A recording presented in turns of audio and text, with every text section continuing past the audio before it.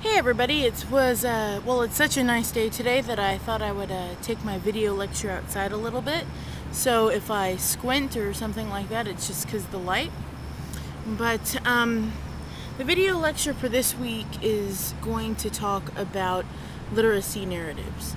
And essentially what a literacy narrative is a story, a true story, I guess, of how someone just becomes more familiar with reading and writing.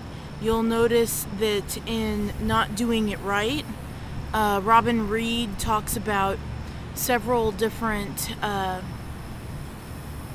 aspects of how she learned to read and write and how that affected her in school.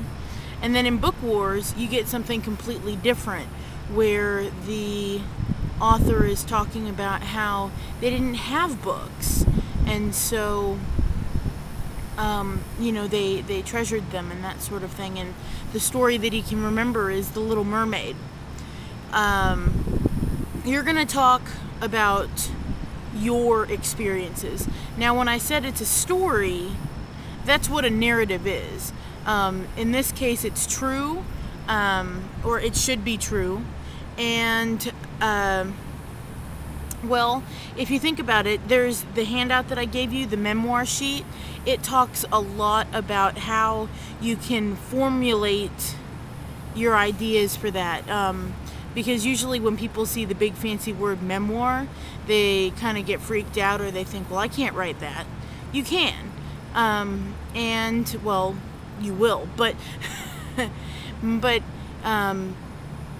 in this case, your essay is going to talk about your experiences with literacy and how you define literacy in your life. Remember that literacy is, how you communicate, how the ability of reading and writing has influenced what you do. So, in your narrative, you're going to talk about how literacy affects you. For example, if you're a sports player and you've ever played on a team, literacy affects you because, as you're looking at the formula, you're looking at the play, then you're going to have to be able to tell where you are and how you're functioning in relation to everybody else. Musicians read notes.